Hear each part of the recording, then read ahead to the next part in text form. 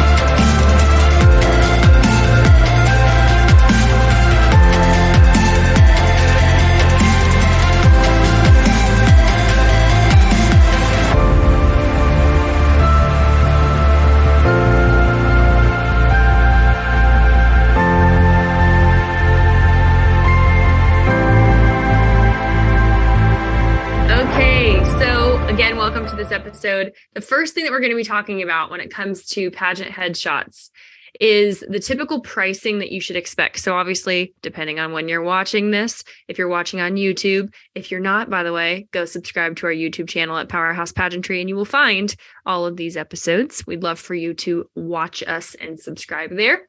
And sometimes we show things on the screen too, by the way, so you'll actually be able to visually see. But anyways, we're going to be talking about pricing. And obviously things change over time. There's a lot of inflation going on here in America. So hopefully not, but prices could go up even in the next 6 months or certainly the next year. It's very normal too for photographers who are at capacity to raise their prices by $40, $50 every couple of years just because of demand, and they're able to do that. So again, don't quote me on these numbers, but I can definitely tell you a range. So first and foremost, you can expect to pay anywhere from about $200 all the way up to $1,200 when it comes to pageant headshots. Now, on the $1,200 side, you're definitely going to want to make sure that it includes hair and makeup with that. And traditionally you'll get, 2 or 3 different outfits as well, and a select number of prints that will be edited. There's a very specific style of editing that works for pageants. And obviously you have the glitz, way over here, which is something that I've never coached and most likely never will. And then all the way over here to scholarship pageants, which can be a bit more natural, but honestly, definitely still a full face of makeup. And it just really depends what the style is. So for example, when I'm recording this in the very, very tail end of 2022, you guys will be watching this in the beginning of 2023. The style is much more like natural glam. So fake lashes, but ones that look natural. I would say not like a deep smoky eye like the big 2000s. And making these mistakes really can cost you the crown. If you have a headshot that is not edited properly, or is not posed well, doesn't have the right lighting, those can be things that work against you immediately, not just because it's, not because it's not a beautiful photo, but just because it's going to stand out for the wrong reasons. If you have everybody else that is from the neck up and there's a very clear, type of level of glam, and yours is just not at that standard, or even if you did have, a full face of makeup, but it's completely unedited, you can see your pores, things like that, where it's just going to stand out. It's going to look peculiar. And while we do want to be unique, we do want to obviously set ourselves apart from the rest. We don't want to stand out for the wrong reasons. Can I get an amen? Right? So that's kind of the pricing as well as a little bit of what to expect, but I'll go into that further. So if you're new when it comes to pageant headshots, like I said, definitely look for somebody that can include hair and makeup. I mean, when I was starting off in my journey, my goodness, nobody wanted me doing my own hair and makeup. And to this day, I just prefer when somebody takes care of that. If you're really strapped for cash, then usually you can It really just depends. Like some people, like the Boyds, for example, they're really great, but that's always going to come with hair and makeup. Like I would assume that they don't let you just do photography, although I know that Meredith does makeup lessons on her own. But typically like they kind of work in tandem when it comes to a hair and makeup artist. And so that's a huge blessing. But if you're strapped for cash, you could always ask if they could like just do headshots. I would be really weary of somebody that is not a pageant headshot photographer, just like taking a random picture of you. If they're a lifestyle photographer, no. If they are a senior portrait photographer, no. If they're just your small town photographer, no. Again, it really depends on like your level of seriousness, but if you're there to win, like your headshot is one of those first impression kind of things, kind of like your paperwork that you just definitely don't want to stand out for the wrong reasons. Okay. So it's very normal to put down a deposit and like I said, they'll pretty much take care of it. You just bring your outfits and kind of do your thing. They should pose you. They should make you feel very comfortable and set that all up for you where you basically just show up and bring your outfits. Okay. A traditional headshot time slot, I would say, is you get about an hour, like, to work. Sometimes it's a little bit more if you have a lot. And what I like to do is when I have my hair and makeup done, I like to maximize. So what I've also done is I've asked if I could upgrade to just a couple extra outfits and maximize the fact that I have my hair and makeup done and just ask for more prints because you should get, like I said, a certain number of prints that come with it. And so then I'll just do some lifestyle photography type things too. And I'll bring a pair of jeans and a cute shirt and some things that I would rotate through my social media. And I have literally done 4 photo shoots and I'm still rotating through a lot of those pictures. It's just incredibly, incredibly helpful. So I would recommend that too. If you have like $100 extra, just say, hey, can I pay you $100 extra? And can I just rotate through 3 more outfits over the course of 30 minutes? And like 9 times out of 10, they'll say yes. So, okay. Unless they've got like 20 girls and it's this whole weekend and it's like a big shot photographer, then they're probably not going to do that. But usually it's just a matter of like, how many outfits can you get done in a certain amount of time? Hey everyone, really quick. This is Coach Megan here. I want to let you know about a problem that I am on a mission to solve in 2023 in the world of pageantry.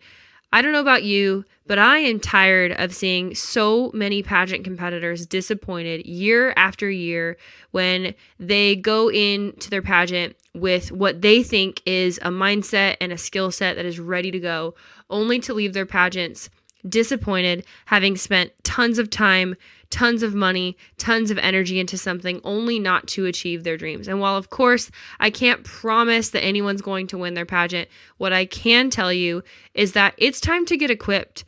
It's time to fight for your dreams, and it's time to raise your standards. One of the biggest reasons why we see that people don't win pageants year after year is that simply their standards for their own selves and the integrity that they're making or breaking with their own agreements, their own goals, the own things that they're trying to pursue in this next year are not in synchronicity. They're not in agreement with each other. And so we have an amazing event coming up February 3rd and 4th here in Omaha, Nebraska. It's called the Powerhouse Mastermind. And normally it's reserved only for internal clients that are minimally in our Powerhouse Club or in our academy. But I want to extend a special invitation to 5 of you. And honestly, these spots will probably be taken. They possibly even could be taken by the time that this episode comes out, because I'm recording this about a month in advance and we just had 2 people join right before I actually hopped on this. But we have 5 special spots for anybody that joins the Powerhouse Club today for just $97. We actually would like to extend a mastermind event ticket to you for 50% off, where you'll save $500 on this event. This event is something that has been life-changing for dozens upon dozens of our clients in the past, and it's a 2-day live event here in person where we dig deep into exactly what's going to help you produce the mindset and the skill set, as well as the productivity, the habits, like I said, the making agreements with yourself every single day. We're going to teach you how we're able to get our clients these amazing results, not only in their pageant life, but also in their personal and professional life because of who they're becoming from the inside out. So if that interests you, just go to mastermind.powerhousepageantry.com for the details, and make sure that you select Powerhouse Club and get that 50% off ticket so that we can see you in Omaha, Nebraska and help transform your pageant prep this year. I can't wait to coach you, and I'll see you very soon. Okay, so we've gone through a little bit of what to expect as well as the typical price breakdown. So last part of this is going to be the shoulds and should nots of pageant headshots. We've talked a little bit about what should be expected of you. Obviously, be respectful, be on time, do not be late. Especially if they have back-to-back appointments, like they're not going to hold your spot for you if you are making everybody else late. So you don't want that on your reputation.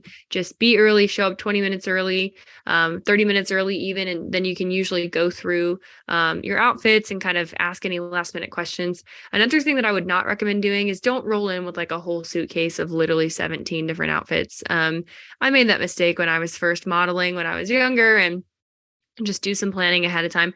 It's okay to bring options, but normally you can actually just email back and forth or even text with the photographer. And if you have questions, just ask them ahead of time. Maybe send them a couple pictures of the shirt that you're considering, and definitely look through their work, look through other people of what, other winners, other people successful in your specific pageant that you're competing for, and just take a diagnostic of like, oh, what were they wearing? How is their hair tilted or hair done? How is their head tilted? What were kind of the poses that they chose? And you can internalize a lot of the right things to do just by looking at a model of somebody that clearly won the pageant that you're trying to win, that can save you a lot of time, effort, headache, and also just common sense wise, like look at what's working and try and model and copy it. Another thing that you should definitely do is figure out what your color palette is.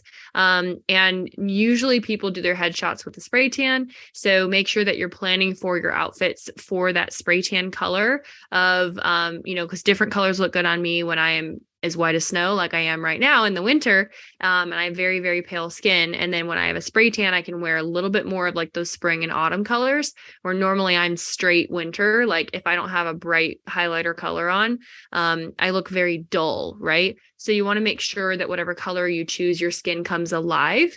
And also the background, like some pageants I know in the USA system require you to have a black background, which I think is ridiculous because that doesn't look great on everyone's skin tone.